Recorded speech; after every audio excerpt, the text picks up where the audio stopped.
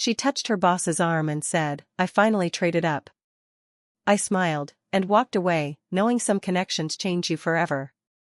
The day started like any other in the office, but something about her presence made the fluorescent-lit space feel warmer. I watched from my desk, pretending to focus on the screen, yet my attention kept drifting toward her. She moved with an effortless grace, her steps measured yet light, a quiet command to the room without a word. In her early 40s, she carried confidence like a second skin, comfortable, unshakable, but there was a softness beneath it, subtle hints of vulnerability that only someone paying close attention might notice.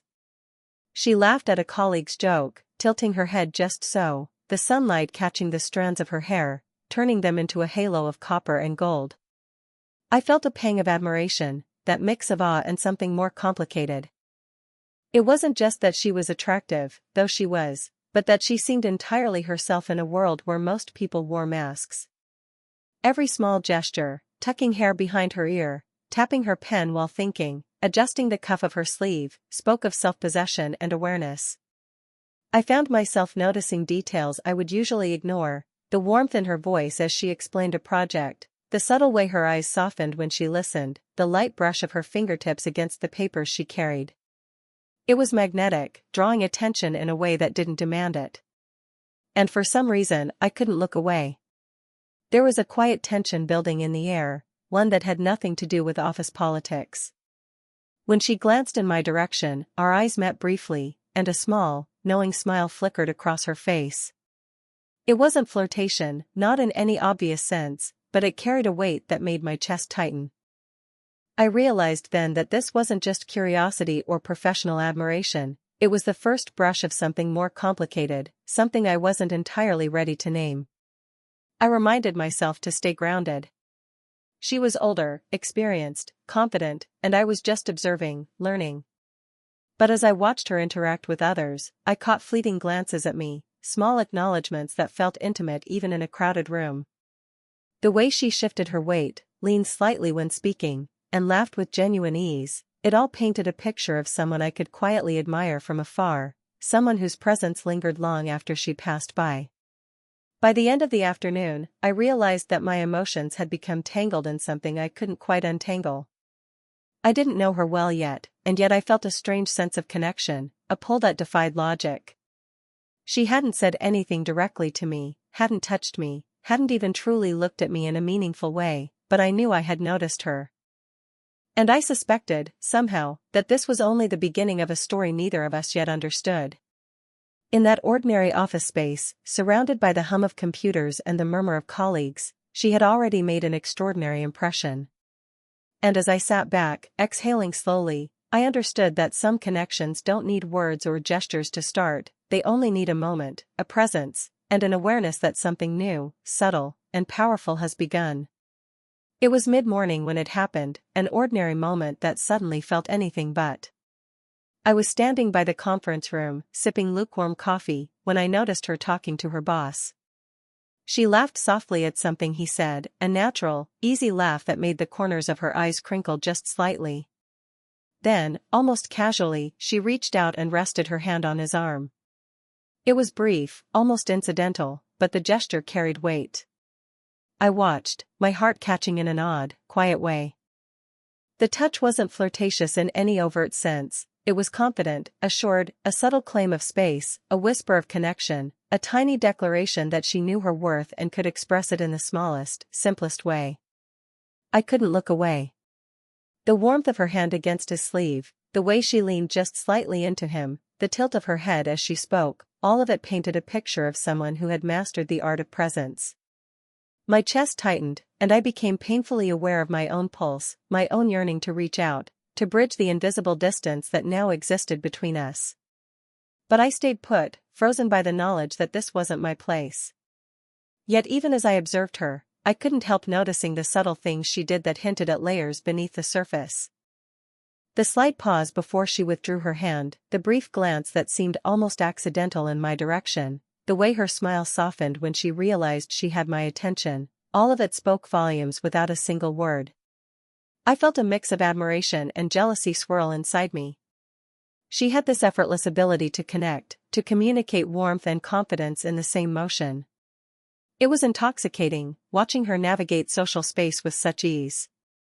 I imagined what it would feel like to be the one on the receiving end of that touch, to feel that quiet warmth intended for me, or maybe for someone else entirely. Even now, I could replay the moment in my mind, the subtle brush of fabric as her fingers lingered for a heartbeat longer than necessary, the way she tilted her shoulder and shifted her weight, the faint perfume that seemed to drift my way despite the distance.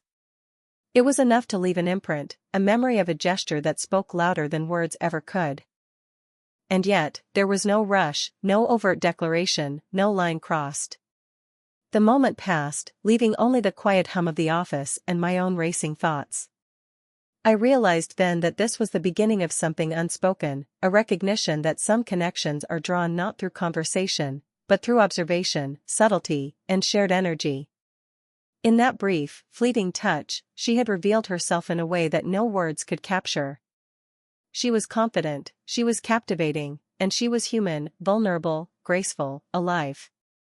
And I, standing at the edge of that moment, knew that I had noticed. I had felt it. And somehow, I understood that the story between us, whatever it would become, had already begun with something as simple, and as profound, as a hand resting lightly on an arm. It happened on a seemingly ordinary afternoon, the kind that usually passes with the dull rhythm of deadlines and ringing phones. I was gathering some documents near the printer when I overheard her words, short, casual, yet loaded with a resonance that made me pause. I finally traded up. She wasn't looking at me, not directly. Her words were aimed at her boss, spoken with a lightness, a confident tilt of the head, almost playful. But even so, the phrase caught me off guard. There was a sharpness to it, a quiet declaration of independence and self-worth. For a moment, I just froze, letting the words settle in the space between us. It wasn't about jealousy, at least not exactly. It was admiration mingled with a strange, bittersweet tension. She had the kind of presence that could command a room, yet her words hinted at a deeper story, a private triumph only she could fully understand. I wondered, was this about ambition, freedom, or something more personal? And why, I realized with a curious tug at my chest, did hearing it feel like I had been let in on a secret meant for someone else entirely? I found myself observing her more closely than ever. She shifted her weight, her fingers brushing the edge of the desk as if unconsciously marking the space she occupied. Her lips curved in a small, satisfied smile, the kind that suggests confidence but also a vulnerability she rarely shows. Even in this brief moment, the subtleties of her movements, the tilt of her shoulder, the relaxed softness in her eyes, the rhythm of her speech, felt intimate, almost as if she were speaking not just to her boss, but to anyone perceptive enough to notice. I smiled quietly, a small, private acknowledgement to myself. It wasn't a smile of mockery or resentment, it was recognition. Recognition of her grace, her confidence, and the layered complexity that made her so magnetic. The office buzzed around us, phones ringing, keyboards clicking, but for a heartbeat, time seemed to pause. I felt the tug of something unspoken, a connection forming quietly, one that didn't require physical touch or direct words. Her gesture and statement left me both unsettled and strangely calm. There was admiration, yes, but also a longing, an awareness of what was impossible, or perhaps just premature. The phrase traded up lingered in my mind, not as a comparison to me, but as a reminder of her independence, her self-possession, and the kind of woman she was, experienced, confident, and quietly untouchable in her own way.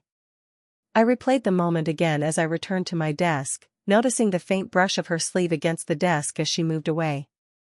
The warmth of her presence seemed to linger in the air, subtle and insistent, like a scent you can't quite place but can't forget. I realized then that the slow burn of what I felt for her had deepened in an instant, fueled not by words alone, but by the weight behind them, a weight I couldn't ignore, even if I tried. That small, offhand comment marked a shift in the rhythm of my thoughts, a quiet pivot in my day. She had said something casual, almost joking, yet the emotional gravity it carried lingered. And in that lingering, I understood something vital: she was more than just a woman in my office. She was a presence, a force, and somehow, though I wasn't ready to admit it fully, someone who had already begun to change the way I felt about the world around me. The shift between us didn't happen all at once. It unfolded in inches. A few days after the trade-up comment, we found ourselves side by side in the supply room, close enough that I could feel the warmth of her presence without either of us quite acknowledging it. The room was small, fluorescent lights humming softly overhead, shelves stacked with folders and unopened boxes. It wasn't romantic. It wasn't meant to be.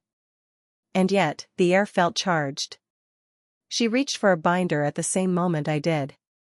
Our hands brushed, just barely. The contact was fleeting, but it was real. Her skin was warm, softer than I expected, and for a split second neither of us pulled away. When we finally did, it wasn't awkward. It was measured. Intentional. "Sorry," she said softly, though her smile suggested she wasn't entirely. "It's fine," I replied, but my voice came out quieter than usual. She stood close, closer than necessary, really, as we looked through the files together.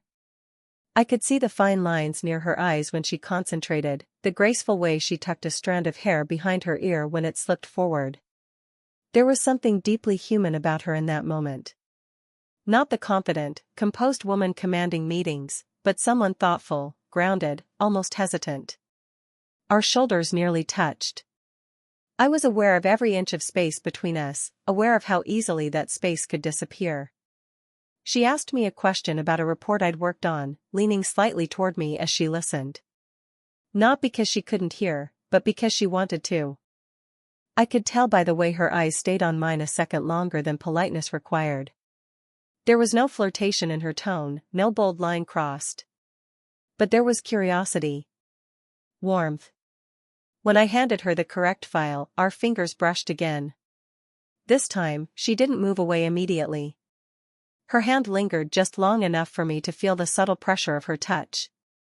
It wasn't dramatic. It wasn't inappropriate. It was deliberate in the smallest way. The scent of her perfume, something soft, almost like vanilla and citrus, settled between us.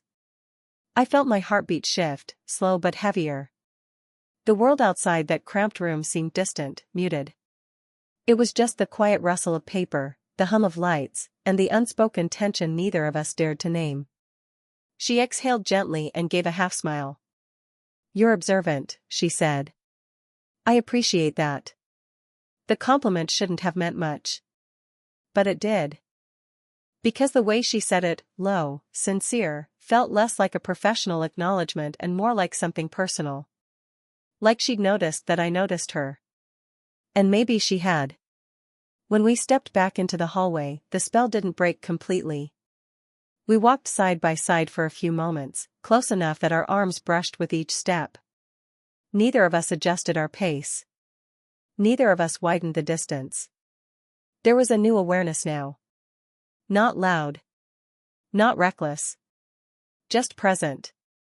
The kind that builds slowly. The kind that grows in glances held too long, in fingers grazing skin, in conversations that don't quite end when they should.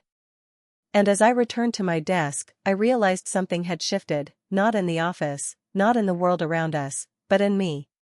She wasn't just someone I admired anymore. She was someone who had begun, quietly and carefully, to step closer. By the time autumn began to settle in, the air outside turning crisp and gold, the tension between us had grown into something steady, no longer surprising, but undeniable. It lived in the quiet spaces. In the pauses. In the way we seemed to orbit each other without ever fully colliding. One evening, we left the office at the same time. It wasn't planned. It just happened. The parking lot was painted in soft orange light from the setting sun, long shadows stretching across the pavement. She walked beside me, heels clicking gently against the concrete, her pace unhurried. There was something different about her outside the office walls. Less structured. Less guarded. "You heading straight home?" she asked, her voice softer than usual, almost thoughtful. "Yeah," I said. "Unless you've got a better offer." The words slipped out lightly, but my heart pounded the second they did. She looked at me then, really looked at me, and I saw the flicker of something behind her composure. Not surprise. Not disapproval. Something warmer. Something cautious. She smiled, but it wasn't playful. It was reflective. "You're young," she said gently. "You should be chasing bigger things than quiet walks to parking lots." There it was. The line neither of us had spoken aloud until now. Not about age exactly, but about distance. Experience. Different chapters of life. I swallowed. "Maybe I'm not chasing," I replied. "Maybe I'm just choosing." The silence that followed wasn't heavy. It was honest. We reached her car first. She rested her hand on the door but didn't open it right away. The wind picked up slightly, brushing a strand of hair across her face. Without thinking, I reached out and gently tucked it behind her ear. The moment my fingers grazed her temple, everything stilled. Her breath caught, barely noticeable, but I felt it. Her skin was warm beneath my fingertips. Softer than I imagined. She didn't pull away. She didn't lean in either. She just stood there, eyes searching mine, as if weighing something invisible. That single touch felt more intimate than anything else we'd shared. It wasn't bold. It wasn't reckless. It was careful. "Don't make this harder than it needs to be," she said quietly. Harder for who? I wanted to ask. For her. For me. For the version of ourselves that cared too much about what people would think. I stepped back slowly, letting my hand fall. "I'm not trying to make anything hard," I said. "I just don't want to pretend there's nothing here." Her expression softened at that. And for the first time, I saw the vulnerability she worked so hard to conceal at the office. The confident woman who commanded meetings was still there, but layered beneath her was someone cautious. Someone who had likely learned that desire came with consequences. "You deserve someone uncomplicated," she murmured. "Maybe I don't want uncomplicated." The words hung between us, raw and sincere. She finally opened her car door but paused before getting in. Then, in a gesture so small yet so full of meaning, she reached for my hand. Her fingers wrapped around mine, not tightly, not possessively, just enough to anchor us in that moment. Her thumb brushed lightly across my knuckles, slow and absent-minded. The kind of touch that says more than a confession ever could. Then she let go. "Good night," she said, voice steady again. As I watched her drive away, I realized the conflict wasn't about whether we felt something. It was about whether we were brave enough to let it exist. And for the first time, I understood that the slowest burns are often the hardest to walk away from. The next morning, everything felt almost normal again. Almost. She walked into the office with the same composed grace, greeting colleagues with polite warmth, reviewing documents with calm authority. If anyone had watched us the night before in the parking lot, they wouldn't have recognized the two people standing here now. We were careful. Measured. But underneath that composure, something had shifted. I caught her looking at me during a meeting. Not long enough for anyone else to notice. Just long enough for me to see the question in her eyes, the same question that had lingered between us when her fingers wrapped around mine. "Are we going to pretend?" The meeting ended with light laughter, chairs scraping against the floor, people shuffling out. She stayed behind, gathering her notes slowly. I did the same, even though I had no reason to rush or linger. When we were the last two left in the room, the silence felt different than before. Not tense. Just aware.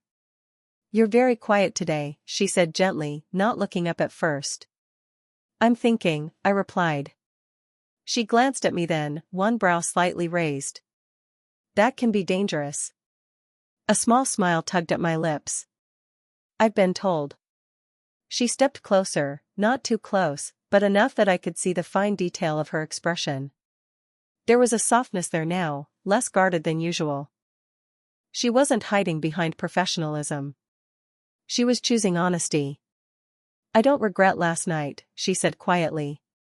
My chest tightened. "Neither do I." Her shoulders relaxed slightly at that, like she'd been bracing herself for a different answer. But, she continued, exhaling slowly, I need to be sure we're not confusing proximity with connection. Offices do that. Late nights. Shared stress. It can blur lines. I understood what she meant. And maybe part of me had feared that too, that what we felt was situational, temporary. A spark created by circumstance. But I shook my head. This didn't start in a parking lot, I said. It didn't start with a touch. It started the first day I noticed you. Her expression changed at that. Something flickered behind her eyes, surprise, maybe. Or relief. She stepped closer then, closing the small distance between us. Close enough that I could feel the warmth radiating from her, close enough that the air between us felt thinner. Her hand lifted slowly, almost cautiously, and rested against my forearm. The touch was deliberate. Gentle. I've lived enough life to know when something is real, she said softly. And this, it feels real. The contact wasn't dramatic. It wasn't possessive. It was grounding. Her fingers pressed lightly into my sleeve, her thumb brushing once, absent-mindedly, as if testing whether I would pull away. I didn't. Instead, I covered her hand with mine, not gripping, not claiming, just holding it there. A quiet affirmation. There was no rush. No urgent confession.